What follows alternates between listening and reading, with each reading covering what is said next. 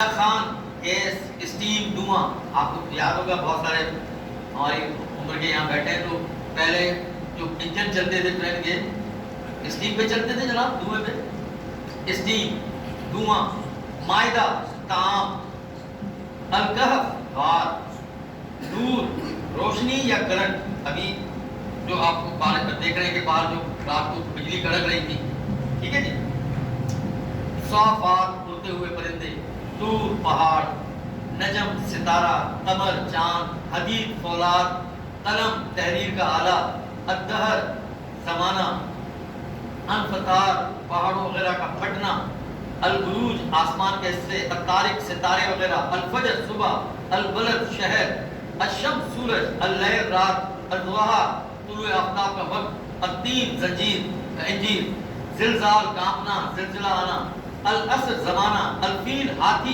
لہب آگ کا بھڑکنا، الفلق طلوع، اور سب سے آخر میں اللہ نے یہ ساری چیزیں جتنی بھی بنائی ہیں کس کے لیے؟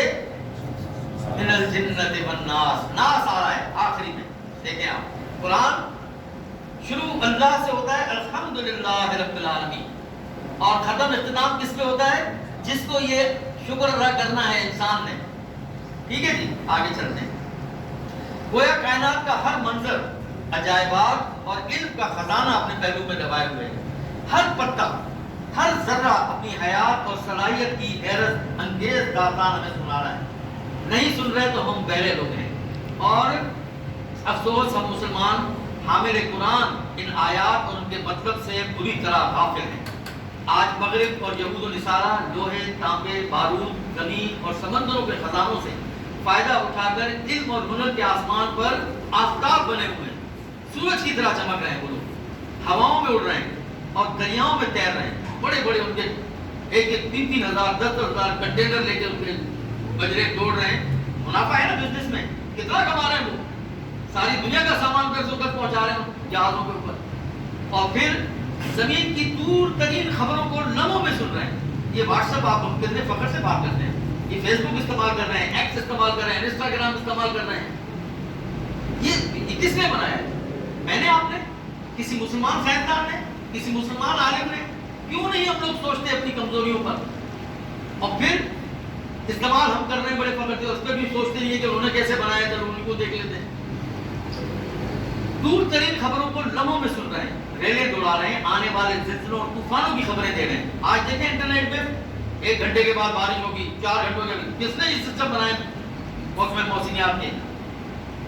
کس نے یہ ساری جو ہے وہ نظام بنائے؟ سب انگریزوں نے بنایا۔ اللہ نے آپ سے کہا تھا کہ اولم یسیروا، کیوں نہیں گھوم پھر کے دیکھتے، کیوں نہیں غور کرتے، کیوں نہیں یتفکرون ہوتے ہو تم لوگ؟ اس کے بعد انہوں نے کیا کیا ہے کہ وہ صحیفہ کائنات، ہمارے پاس قرآن کے 2 پہلو ہیں نا، ایک پہلو جو ہمارے ایمان سے تعلق رکھتا ہے اور اللہ کے ڈائریکٹ کلام سے تعلق رکھتا ہے، وہ تو ہم نے عربی میں ہی پڑھنا ہے، اس کو بھی ترجمے سے نہیں پڑھنا ہے، ٹھیک ہے۔ اور دوسرا پہلو جو تھا یہ کائنات کی کتاب، اس کو انہوں نے پکڑ لیا کیونکہ ان کو دنیا میں نفع چاہیے تھا، انہوں نے اس کو پکڑ لیا، اور اس کے سارے یہ ساری باتیں اللہ نے لکھی ہیں، پہاڑوں کی، دریاؤں کی، اس سب پہ وہ ریسرچ کر رہے ہیں، محنت کر رہے ہیں، وہ جہاں بھی کوئی آیت ایسی ملتی ہے فوراً اس کو بولنا شروع ہو جاتے ہیں اور کچھ نہ کچھ نکال لاتے ہیں، اور انسان کی ان نشانیوں کو یا ان آیات کو اپنی بہتری کے لیے استعمال کر رہے ہیں۔ اب چلیں آگے دیکھیں، پھر اللہ کیا فرماتے ہیں؟ الم تر ان اللہ انزل من السماء ماء فاخرجنا به ثمرات مختلف الوانها، کیا تو نے نہیں دیکھا کہ اللہ نے آسمان سے پانی اتارا تو ہم نے اس سے مختلف رنگوں کے پھل نکالے، یہ بھی ہم پڑھ چکے ہیں۔ اور پھر اللہ فرماتے ہیں کہ اسی طرح آدمیوں، جانوروں اور چوپایوں کے مختلف رنگ ہیں، اللہ عزت بخشنے والا ہے۔ ان آیات سے صاف معلوم ہوتا ہے کہ اصلی علم قرآنی آیات کی روشنی میں کائنات کے مطالعے سے حاصل ہوتا ہے، اور اس کے نتیجے میں کیا حاصل ہوتا ہے؟ جو اللہ ہم سے چاہتے ہیں، تقویٰ اور محبت الہی۔ اسی طرح اللہ کی صحیح عظمت، کبریائی، بلندی، تخلیق اور اس کا جمال اور اللہ کے دین کو سمجھنے کے لیے اس فطرت اور اس کائنات پر غور و فکر اور تدبر کرنا ہوگا۔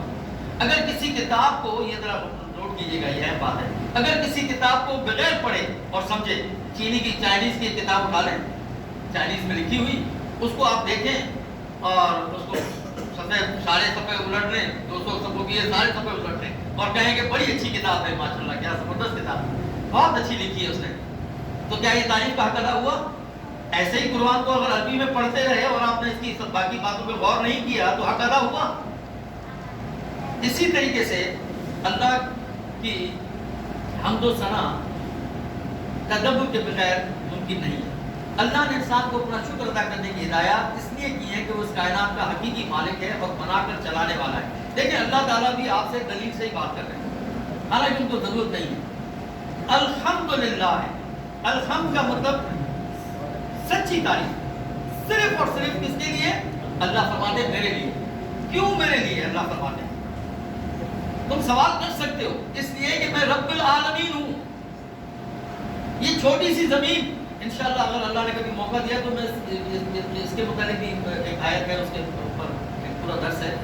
تو اللہ فرماتے ہیں کہ میں رب العالمین ہوں، جہانوں کا پالنے والا، پیدا کرنے والا، مارنے والا، ختم کرنے والا، دوبارہ زندہ کرنے والا، اس لیے میرے علاوہ کس کی تعریف کر سکتے ہو؟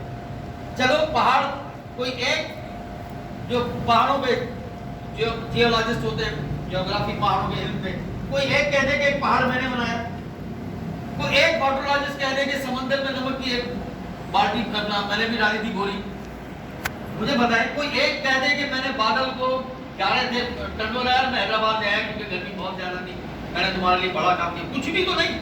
تو پھر کس کی تعریف؟ رب العالمین کی۔ اللہ کو صرف حقیقی حمد و ثنا پسند آتی ہے، اس لیے آج بعض قوموں کو اللہ نے معزز کر دیا ہے، انہوں نے کائنات کی کتاب کو پڑھا، عمل کیا، اللہ نے ان کو دنیا میں عروج دے دیا۔ اللہ کے لیے کوئی پسندیدہ نہیں ہے، نہ کوئی ناپسندیدہ ہے، جو عمل کرے گا، جو کر کے دکھائے گا، اللہ اس کو عزت دیں گے۔ تو پھر وہ اصل میں خدا کی معنوں میں شکر گزار ہیں انگریز کے، انہوں نے اللہ نے ان کو آیتیں دی، انہوں نے ایسے اپنے دنیاوی مطلب نکالے اور دنیا میں ترقی کی۔ حالانکہ ہم نے جو زبانی حمد و ثنا کی، اس کی سزا ذلت اور غلامی کی صورت ہمیں دی گئی۔ حالانکہ ظاہری طور پر ہماری مسجد نمازیوں سے اور سجدوں سے بھری رہتی ہیں، لیکن اللہ کیا فرماتے ہیں؟ وَقَلِيلًا مِّنْ عِبَادِيَ الشَّكُورُ۔ کیوں اللہ فرما رہے ہیں کہ بہت تھوڑے بندے ہیں میرے شکر گزار؟ ہم تو 2.25 ارب مسلمان ہیں، ہر وقت شکر الحمدللہ کرتے رہتے ہیں، لیکن اللہ کہتے ہیں انہوں نے مجھے جانا ہی نہیں، میری اس تخلیق کو جانا ہی نہیں، اس کائنات کو سمجھا ہی نہیں، تو ان کا کیا شکر؟ جان کے معنی تو پھر بات ہوگی۔ زمین کے اندر مادیات کا ایک حیرت انگیز سلسلہ موجود ہے، آج ہم جانتے ہیں۔ فضا میں مخفی قوانین سمع بصر، مخفی قوانین سمع بصر کیا ہے؟ آپ کا ریڈیو، موبائل، انٹرنیٹ، کہیں نظر آتی ہے کوئی تار امریکہ تک جاتی بھی جس سے امریکہ بات کر رہے ہیں؟ کوئی سسٹم پہلے موجود تھا، انہوں نے اس کو کیچ کیا اللہ کی آیتوں سے اور اس کے مطابق ایک انہوں نے انٹرنیٹ بنا لیا۔ تو یہ سارے وہاں پہلے موجود تھے جو انہوں نے حاصل کیے۔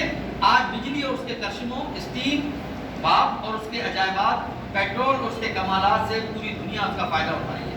وہ الذی، لیکن اب سنیں ذرا اللہ کیا فرماتے ہیں ہم سے، وہ الذی خلق لکم ما فی الارض جمیعا، وہی ہے جس نے جو کچھ زمین میں ہے سب تمہارے لیے بنایا ہے۔ کس کے لیے؟ مسلمان کے لیے۔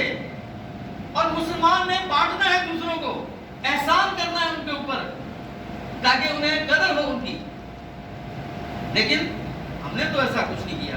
اللہ تو فرما رہے کہ وہ الذی خلق لکم، تمہارے لیے پیدا کیا، پھر ارض جمیع، جو کچھ زمین آسمان میں، تم مالک ہو اس کے، تم وارث ہو اس کے۔ کیوں؟ کہ تم میرے خلیفہ ہو زمین کے اوپر۔